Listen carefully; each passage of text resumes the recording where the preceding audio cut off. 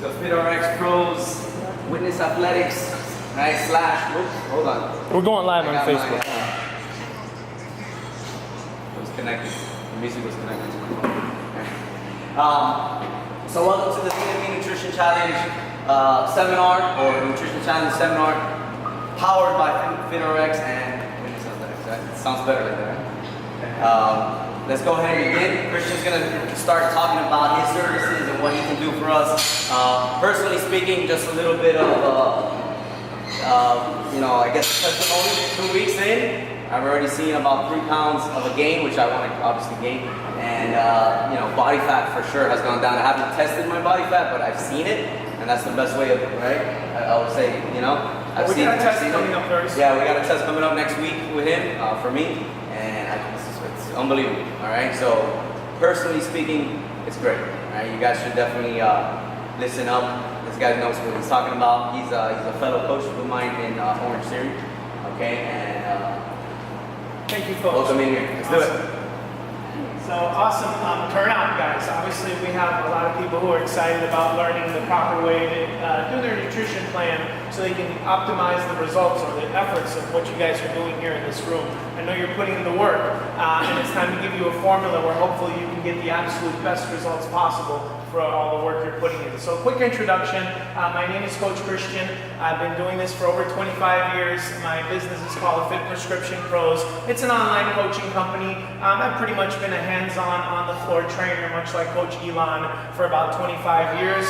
About 2 years ago, I decided I was going to convert my on-the-floor business to an online business, which was really weird for me to wrap my head around at first. I couldn't believe people would actually be interested in paying someone to teach them how to exercise and do their nutrition through a phone app. But apparently there's a lot of misconceptions, a lot of confusion, a whole sea of misinformation that makes it very difficult for the average person to kind of pinpoint what is the best nutrition program for them to use to lose weight quickly, efficiently, safely, and more importantly, to sustain that weight loss once you get it off. So that's kind of like what I'm here to share with you today, a formula that has certainly worked well for myself, my wife, and the vast majority, I'd say 95% or more of our clients over the last 20 plus years. And we're not just talking about high-level athletes or bodybuilders or figure and fitness competitors, but regular Joes and Janes with office jobs who just have a couple days to get in the gym a few days a week and hopefully try to get some meaningful exercise into their life. So the formula I'm going to show you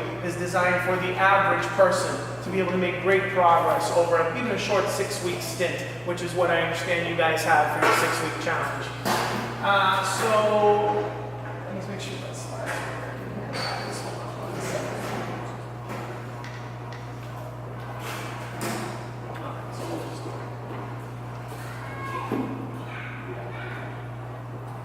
So I understand you guys are going to have your 6-week weight loss challenge, much like we have over at Orange Theory. Coach Elan is also a coach with me over at Orange Theory Fitness. We do something similar. Really, guys, we can't just talk nutrition. There's a whole series of steps in this, things that go along with this formula. We're going to definitely talk about food and how to count your macros and how to structure your macros in a way that's conducive to fat loss, but also conducive to you having great energy levels, good health markers, and all of these things throughout the challenge. We try to avoid extreme things, such as zero-carb diets or extremely low-carb diets or diets that eliminate entire food categories or macronutrient categories. I'm going to try to teach you something that is so balanced that when you do reach your ideal body fat or body weight, not too much will change. You're going to continue eating this way. It's supposed to be a sustainable system that's more of a lifestyle shift in the way you eat than really following a particular type of diet plan until you reach your goal, and then something changes and now the formula you use to get to your goal is no longer the same. What do you do from there? That's where usually most people get stuck. They'll go with a diet plan that allows them to get the weight off, but beyond that point it's not very sustainable over the long term, and of course the weight eventually comes back on. So I want to share with you a formula that is not just nutrition. We're going to talk about using the right tools, nutritional supplements that can support your mission, help you maybe lose a little bit more fat or gain a little bit more muscle than you would have throughout this whole thing. I want to dive right into strategy number one, and it's probably one of the more important strategies. A lot of people want to pretend there are many, many reasons why they can't lose fat. I have a low thyroid, I'm sensitive to carbohydrates, I don't have a lot of time to hit the gym, I have a desk job, I'm a stay-at-home mom, I'm just not very active.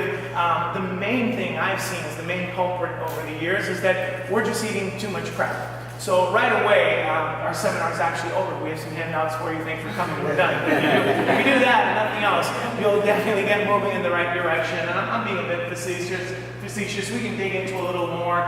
Eating crap is basically carbonated drinks, refined sugars, artificial sweeteners and colors, processed foods. It's just an acronym for junk food. All the stuff we know we should be avoiding, all the stuff we know is not conducive or supportive of our goals at all. So if we just eliminated that without even really going into a diet plan, so to speak, we would probably be able to come pretty close to your ideal body weight, if not maybe take it all the way there. We've had clients do that. I'm talking no calorie counting, no macro counting, just shifting to the right foods. Every once in a while I'll meet these very special people.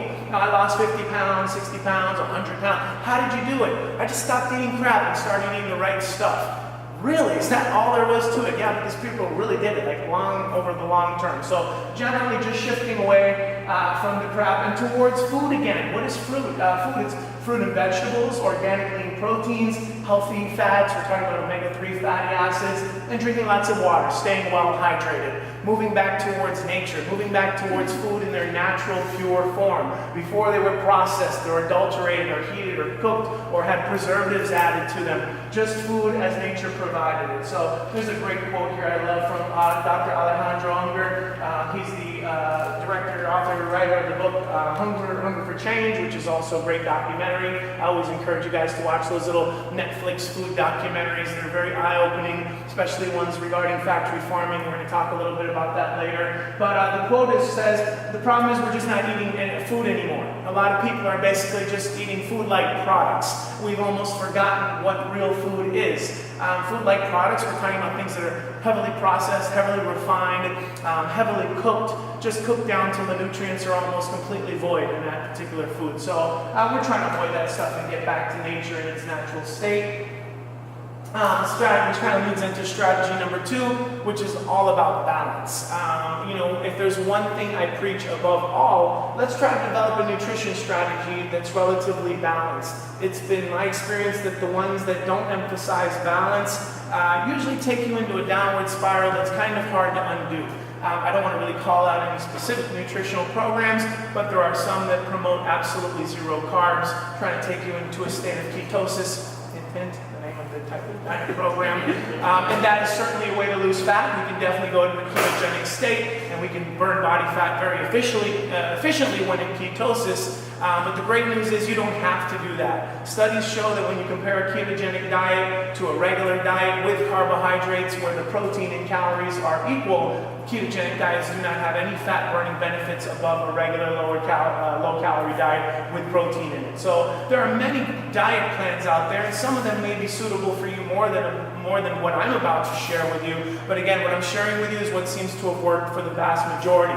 So though a ketogenic diet, a zero-carb diet, may work well for 1 or 2% of the population, chances are most of us are going to not want to go the rest of our lives without carbs. We're going to want some carbs in our life. So again, we're looking for something that is sustainable over the long run. So while most of today's popular fat loss plans, they just encourage cutting of calories or cutting of whole foods, or they're usually narrowing down to one food: the salad diet, the grapefruit diet, the cookie diet, the soup diet. We've heard of all of these diets where it's just one food. Just eat that one thing and you'll be all right. While eating from one food category obviously is going to reduce the amount of calories you're eating on a daily basis and reduce your food choices. Again, not really sustainable over the long term. Far from a structured eating plan. No really scientific foundation behind why you're doing that, other than it just sounds like a great way to try to lose some fat and eat something enjoyable and living on cookies for the next 3 weeks. No one really sticks with highly restrictive plans for very long. I've identified something that's called the vicious diet cycle. It's basically what the average person goes through when they start a diet plan without really any structure, any guidance, or any knowledge of how the human body works. You start your diet, and the first logical thing is I need to cut calories. So there's usually just some arbitrary cutting of calories in some way, cutting of carbs, cutting of calories, cutting of fat, cutting out, I said, as food categories, particular certain types of food. I'm not eating red meat, I've eliminated dairy, and while some of those things may have some value in your overall nutrition plan, this arbitrary restriction and loss of calories without really counting your calories, a lot of times it leads to the person eating too low of calories. The calories are too low, and this begins a metabolic slowdown. When the body recognizes it's not getting enough calories from an outside source, it eventually begins to slow down the metabolic rate to a crawl. Here comes your chicken breast salad for lunch, and you're doing your best to eat clean, and your body simply hoards and stores and converts those calories into stored body fat. Your healthy chicken breast salad is being converted into stored fat because you're so underfed that your body's just trying to hang on to whatever it gets because it doesn't know when it's going to be fed again. So part of what I want to teach you is how to use food to optimize your metabolism.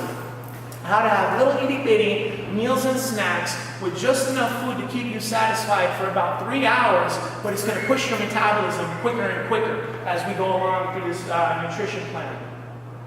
We getting speakers set up? Yeah. Oh man, all right, awesome, fantastic.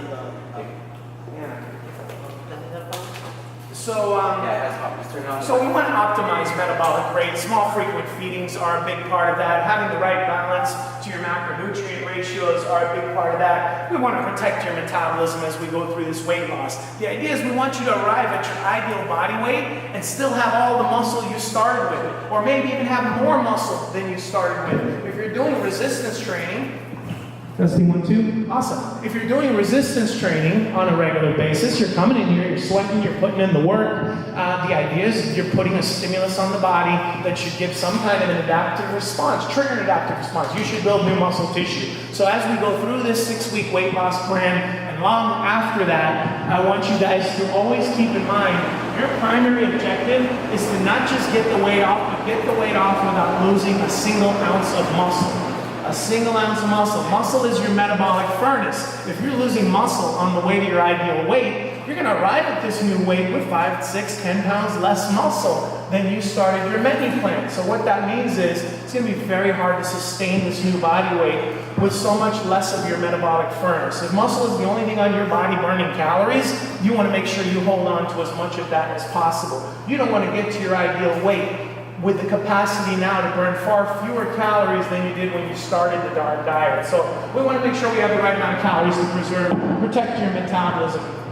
So the calorie restriction begins, the metabolism begins to slow down. Usually the frequency of feedings throughout the day is also not great. When people restrict calories, usually they just eat less. Seems logical. I'll eat 3 times a day or 2 times a day and get my eating under control. That would be one way to lower my calories. So this usually leads to terrible food cravings. Once you get food cravings and you're out on the road and you're driving around, you're hungry, it's very hard to make good food choices when you're in that place. So this leads to overwhelming food cravings. People tend to begin to binge eating or just overeating when they do eat. I haven't eaten since this morning. I'm going to eat now at 6 p.m. Chances are I'm not going to make the right food choice again. This usually leads to guilt and giving up. After that binge meal, going out having a smorgasbord or a full day of terrible eating, that's kind of like the breaking point for most people. I fell off the plan again. I'm only 5 days into this thing, and you know what? I'm going out of town this weekend anyway, so I'll just start again next week, and they'll just throw out another 2 days, or throw out the week, thank you, Coach, or throw out the entire week. So when you do fall off the wagon, don't throw out the next day or the rest of the week or the rest of the month. Just start again at some special date in the future. Just jump right back on the bandwagon the next meal if you can. So people get guilty, they give up, they usually resume their old eating habits, and then of course here comes the weight. The weight always comes back. Usually people gain the weight back plus some. Why do people always gain the weight back and then a little bit extra? It comes back to what we were just talking about, losing the muscle. When you lose the muscle along with the weight, with the body fat, and the weight comes back on, your body will usually put back on more fat than you had before you started the weight loss. Again, the body's desire, when it thinks it's underfed or it's starving, is always to want to shed muscle first. The body's very reluctant to want to shed body fat when calories are too low. As a matter of fact, if you were just out wandering in a desert, lost, or stuck on a deserted island, forced to live on bugs and berries and leaves, the only reason you would survive any period of time is because your body would shed every bit of muscle you had, leaving you with just enough muscle to survive on the amount of calories you were able to get. So the body's first instinct is always to let go of muscle, hoard fat. Let go of muscle, hoard fat. We want to flip that script. We want to trick your body into letting body fat go by tricking the body into thinking it's being overfed. We're going to feed you every 2.5 to 3 hours. You guys are going to be eating somewhere between 35 and 42 feedings in 1 week. 5 to 6 little mini meals a day. That may sound like an insane way to approach losing weight, but the good news is at the end of the day, when you lay your head on that pillow, you're going to go to sleep in a little calorie deficit. So if you burn 2,000 calories that day, and we create a menu for you that's just 1,500 calories, you're going to bed at night with a 500 calorie deficit. You burn 500 calories more than you consume. There's simply nothing left over to be stored as fat at the end of the day. We're going to take that 1,500 calorie menu, divide it up over 5 or 6 small frequent feedings, optimize your metabolism, almost ensure 110% that there's no way you're going to lose muscle throughout your weight loss journey. Your body's going to think it's being overfed because of these small frequent feedings, but at the end of the day, you're going to bed in a deficit, so you are in fact being underfed. So this is how bodybuilders, physique athletes, figure-out competitors, bikini competitors, movie stars getting ready for big roles, this is how they lose the weight. Small frequent feedings. There's no insta-hot bodies that are eating once, twice, or 3 times a day. Everyone's going out on the road, leaving their house in the morning with their little cooler and their Tupperware containers, and they're eating them every 3 hours. When their friends are eating Chipotle, they're pulling out their Tupperwares and they're teasing them and they're eating it. They're committed. They're fitness enthusiasts. They're on a mission. They're focused and they're committed. And that's going to be something we talk about a little bit again later. But this is the vicious diet cycle. This is what we want to avoid. And this all begins with just cutting calories too low in the wrong places and often for no really good reason. We're going to show you how to avoid all that. So real talk, let's just stop for a moment the idea, or move away from the idea of demonizing entire food categories, i.e. I can't eat starchy carbs, I must cut all sugar out of my diet, I cannot have any saturated fat, I need to avoid wheat or grain altogether unless you have celiac disease. Sure, you need to avoid that. So I want to really, again, just before we move on to the slide of how we're going to do things right, guys, again, this is